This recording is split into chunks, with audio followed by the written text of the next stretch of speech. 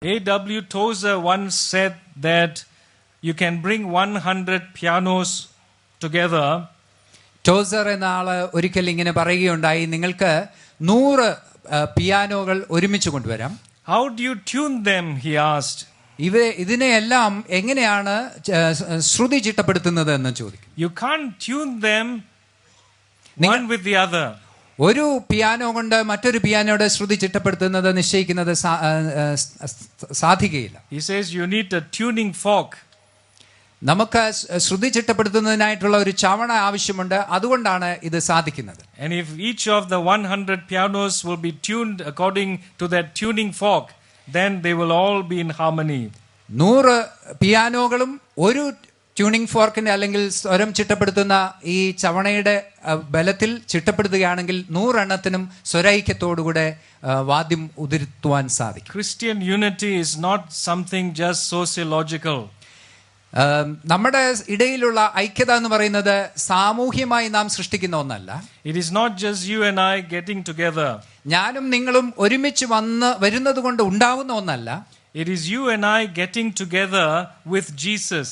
യേശു ക്രിസ്തുവിൽ ഞാനും നിങ്ങളും ഒരുമിച്ച് വരുന്നിടത്താണ് ഐക്യത സംജാതമാകുന്നത്. When we keep our minds and our hearts on Jesus, then we get all tuned in the right way. നമ്മുടെ ഹൃദയങ്ങളും മനസ്സുകളും യേശു കർത്താവിലേക്ക് ഉയർത്തുമ്പോൾ നമ്മൾ ഓരോരുത്തരും സ്വരൈക്യതയിലേക്ക് പ്രവേശിക്കുകയാണ്. Then there is harmony amongst us. അപ്പോഴാണ് നമുക്ക് ഈ ഐക്യത സ്വരൈക്യം അനുഭവപ്പെടുന്നത്. Horizontal unity must have vertical unity as its foundation. നാം തമ്മിലുണ്ടാക്കുന്ന ഐക്യതയ്ക്ക് സ്വർഗീയമായ ഒരു ബന്ധമുണ്ടാകണം, ദൈവത്തോടെ ബന്ധമുള്ള ഐക്യതയായിരിക്കും. Without Jesus there is no unity. യേശു കർത്താവിനെ കൂടാതെ ഐക്യത എന്നൊന്നില്ല.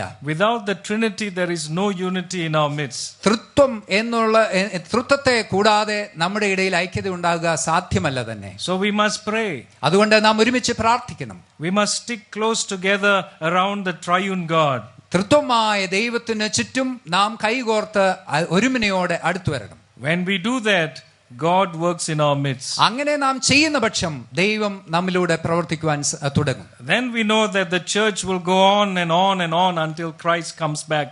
അങ്ങനെ നാം ചെയ്യുന്ന പക്ഷം സഭ എല്ലാ പ്രതിസന്ധികളെയും മറികടന്ന് മുൻപോട്ട് കർത്താവിന്റെ വരവ് വരെയും പോകും എന്ന് നമുക്ക് ഉറപ്പാക്കാം. There was a boy who built sand castles in the beach. ഒരു കൊച്ചുകുട്ടി കടൽ തീരത്ത് മണ്ണുകൊണ്ട് കൊട്ടാരമുണ്ടാക്കി കളിക്കുകയാണ്. He built a beautiful sand castle. വളരെ മനോഹരമായ ഈ കൊട്ടാരം അയാൾ മണ്ണുകൊണ്ട് ഉണ്ടാക്കുന്നു. Then 3 bullies came. അവിടെ 3 ചട്ടമ്പികളായിട്ടുള്ള പിള്ളേര് അതുവഴി വരുന്നു. And they chased the boy away. അവര് ഈ കൊച്ചു ബാലനെ അവിടെ നിന്ന് ആട്ടി ഓടിക്കുന്നു. Then they kicked the sand and destroyed what he had built. അവൻ മനോഹരമായി നിർമ്മിച്ച ഈ മണൽ കൊട്ടാരം കാലുകൊണ്ട് തട്ടിത്തെറിപ്പിക്കുന്നു. Then they went away laughing and mocking. എന്നിട്ട് അവര് ആർത്തട്ടഹസിച്ച് ചിരിച്ചുകൊണ്ട് പോവുകയാണ്. The boy came back again. ആ ബാലൻ വീണ്ടും മടങ്ങി വരുന്നു. Again he painstakingly built his sand castle. വളരെ ക്ഷമയോടുകൂടെ അവൻ വീണ്ടും നിർമ്മിച്ചതുപോലെ മറ്റൊരു കൊട്ടാരം നിർമ്മിക്കുകയാണ്. After he had finished, the 3 bullies came again. അവനത് നിർമ്മിച്ചു കഴിഞ്ഞപ്പോൾ മുമ്പേ പോയ ആ 3 ചട്ടമ്പികൾ വീണ്ടും അതുവഴി വരുന്നു. They chased him away. വീണ്ടും പഴയതുപോലെ അവനെ അവിടുന്ന് ആട്ടി ഓടിക്കുന്നു. Then they kicked again at the sand and destroyed what he had built. അവൻ ഉണ്ടാക്കിയ ഈ മണൽ കൊട്ടാരത്തെ കാലുകൊണ്ട് തട്ടിത്തെറിപ്പിക്കുന്നു. They went away laughing and mocking. വീണ്ടും അവനെ പരിഹസിച്ചുകൊണ്ട് മുമ്പോട്ട് പോകുന്നു. The boy came back again. വീണ്ടും ആ കുഞ്ഞ് അടുത്തു വരികയാണ്. This time he took a rock. ഈ പ്രാവശ്യം അവൻ അവിടെ കണ്ട ഒരു വലിയ പാറക്കല്ല് എടുത്തുകൊണ്ട് വന്നു. He put it on the ground. അത് തറയിൽ വെച്ചിട്ട് Then he gathered the sand around the rock and built a beautiful sand castle. എന്നിട്ട് അവിടെയുള്ള മണലെല്ലാം കൊണ്ട് ഈ പാറയുടെ മുകളിൽ അവന്റെ കൊട്ടാരം പടുത്തുയർത്തി. The 3 bullies came back again. വീണ്ടും മുമ്പോട്ട് പോയ ആ ചട്ടമ്പി പിള്ളേര് മടങ്ങി വരുന്നു. They chased him away again. ഇവനെ വീണ്ടും പഴയതുപോലെ അവരെ ആട്ടി ഓടിക്കുന്നു.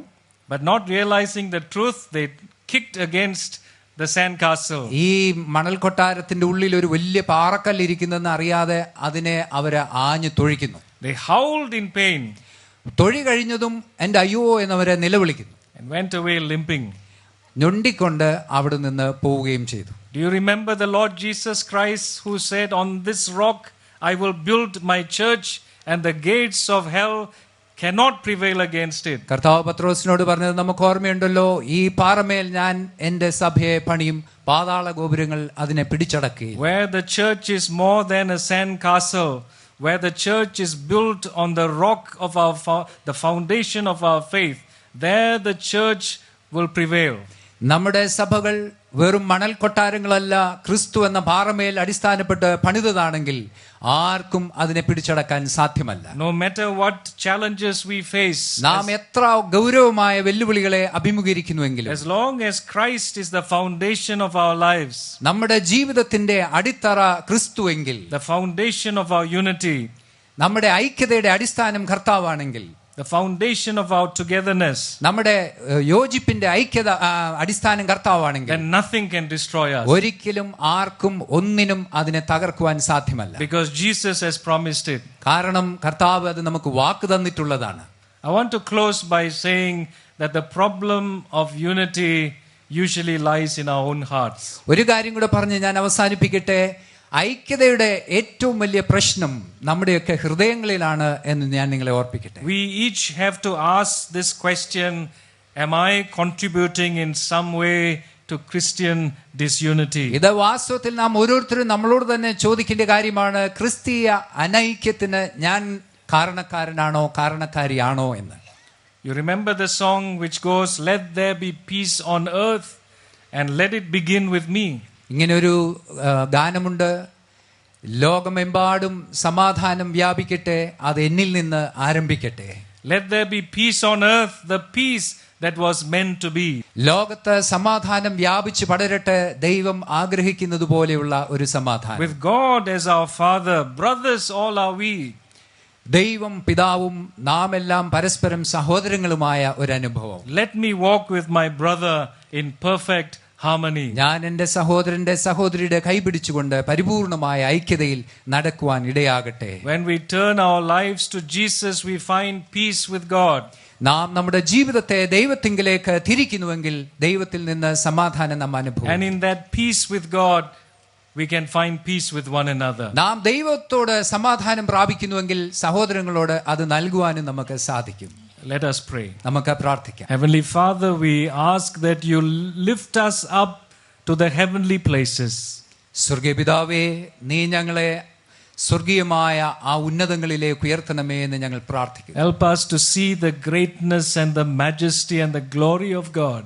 നിന്റെ മഹത്വത്തിന്റെ ആ വലിയ കാഴ്ച ഞങ്ങളുടെ കണ്ണുകൾ ദർശിക്കുവാൻ അവിടുന്ന് ഇടയാക്കണമേ. Help us to realize, O Lord, that the Lord Jesus Christ on the cross brings us peace. ദൈവമായ കർത്താവേ, യേശുക്രിസ്തുവിന്റെ കുരിശ് ഞങ്ങളുടെ ഇടയിൽ സമാധാനം കൊണ്ടുവരുന്നുവെന്ന് തിരിച്ചറിയുവാൻ ഞങ്ങളുടെ ഹൃദയങ്ങളെ തുറക്കണമേ. And we pray that in that peace we will find peace with one another. ആ വലിയ സമാധാനം അനുഭവിച്ച് മറ്റുള്ളവരുമായി സമാധാനത്തിൽ ജീവിപ്പാൻ ഞങ്ങൾക്ക് ഇടയാക്കണമേ. And that our unity in the church will be a witness to the world. കർത്താവേ, അങ്ങനെ ഞങ്ങളുടെ സഭയുടെ ഉള്ളിലെ ഐക്യത ഞങ്ങൾ ജീവിക്കുന്ന ലോകത്തിന്റെ മുമ്പിൽ ഒരു വലിയ സാക്ഷ്യമായി തീരുവാൻ സഹായിക്കണം. That Jesus Christ. അവന്റെ നാമത്തിൽ ഞങ്ങൾ അപേക്ഷിക്കുന്നു, അവിടുന്ന് കേൾക്കണമേ. Amen.